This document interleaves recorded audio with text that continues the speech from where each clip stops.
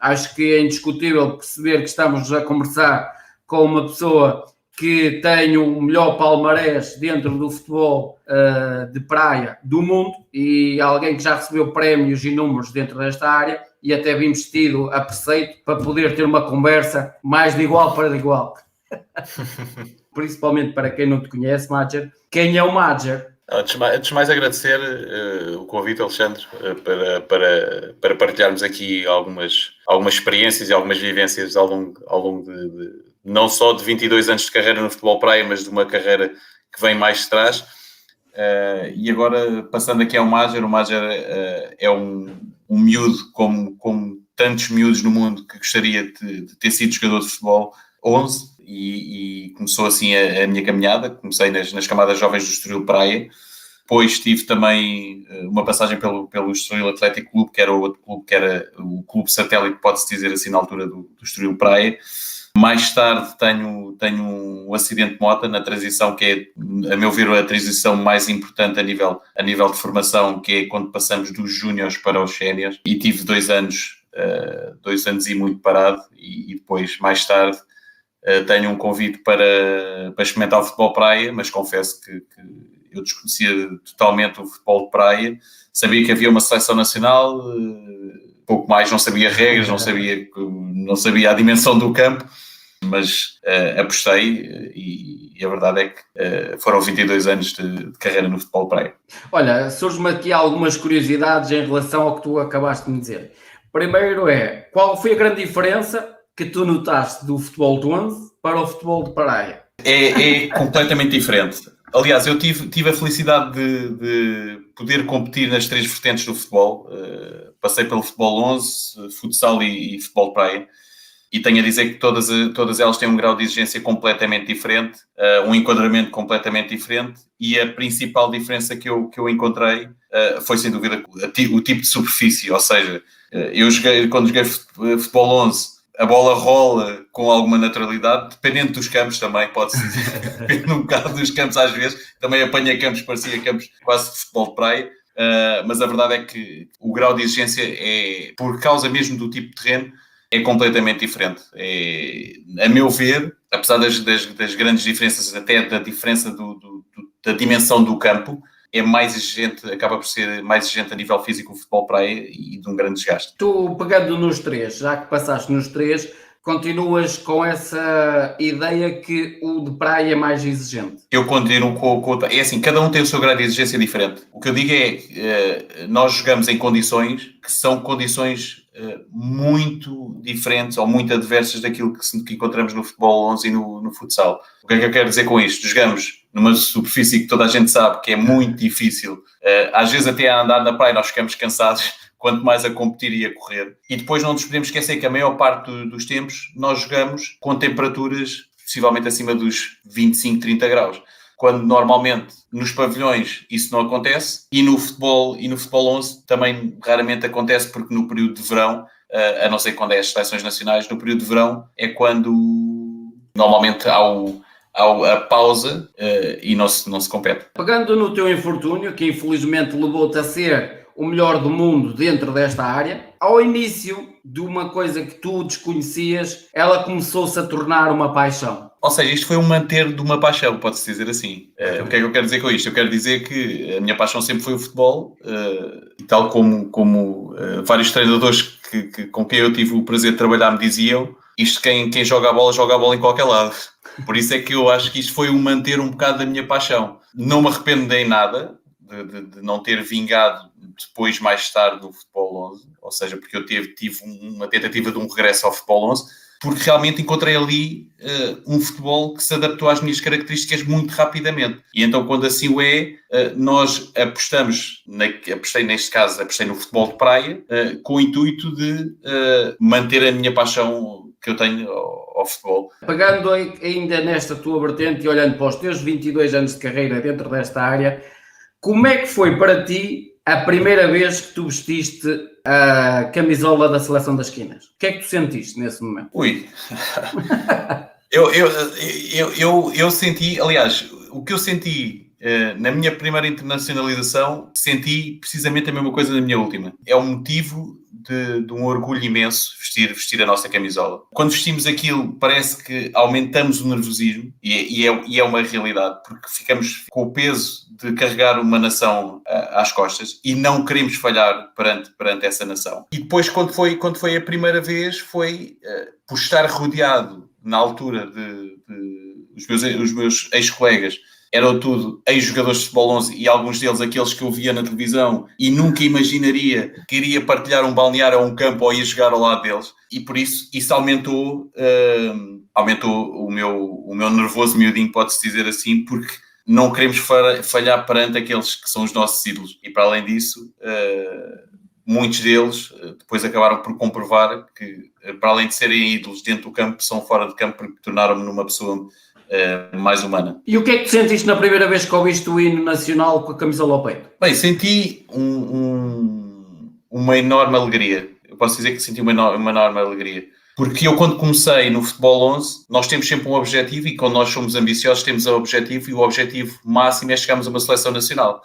E estar ali a representar a seleção nacional foi um sonho que acabou por se realizar, não no Futebol 11, mas acabei por representar uma seleção nacional no futebol de praia. Pegando ainda também no teu palmarés, tu que já foste considerado 5 vezes melhor do mundo pela FIFA, uma vez já é difícil. Como é que é olhar para trás e perceber que foste 5 vezes nomeado para este prémio e ganhaste? Eu acho que, basicamente, isto prende-se com nós nos rodearmos por pessoas ambiciosas, pessoas que trabalham enquanto equipa e pessoas que te ajudam a conquistar primeiro títulos coletivos e depois títulos individuais. Que eu acho que os títulos individuais vêm por acréscimo. E eu, ao longo destes 22 anos de carreira, sempre tive a felicidade, para já de ter nascido em Portugal, isto é uma realidade, porque eu costumo dizer que somos um país muito pequeno, mas recheado de talento, e prova disso é que nós damos cartas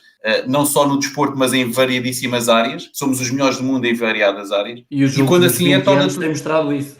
Exatamente. E depois, isto acaba por ser um empurrão de toda a gente que trabalha contigo, que são pessoas de excelência, e depois tu acabas por conquistar, consequentemente, os títulos.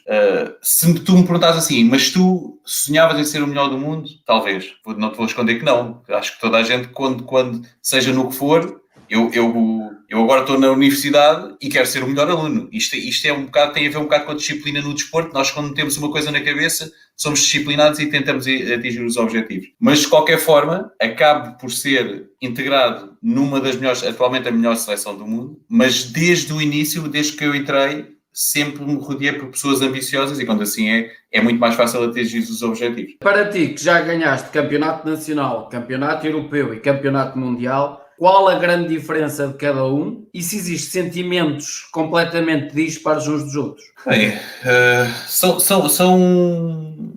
são competições completamente diferentes. Apesar de terem sempre o sabor da vitória, e quando eu digo o sabor da vitória, é o sabor da vitória final, são competições que têm um sabor completamente diferente. O auge de qualquer atleta é ser campeão do mundo, seja o que for. E a verdade é que isto aconteceu a nível da seleção e é o melhor sentimento do mundo. É sermos campeões da Europa ou do mundo pela nossa seleção. Sim, em termos de campeonato nacional, também tem um sabor enorme. Aliás, os campeonatos nacionais que eu ganhei, não só em Portugal, mas também fora, tiveram um sabor de grande trabalho e conquista. Isto porque não deixam de ser uma conquista para aquele país e às vezes, por mais que não se queira, lá fora nós acabamos por levar um pouquinho do nosso Portugal e demonstrar que os portugueses são bons naquilo que fazem. Tu achas que, por exemplo, o maior reconhecimento ao teu excelente trabalho que tu executaste ao longo destes 21 a 22 anos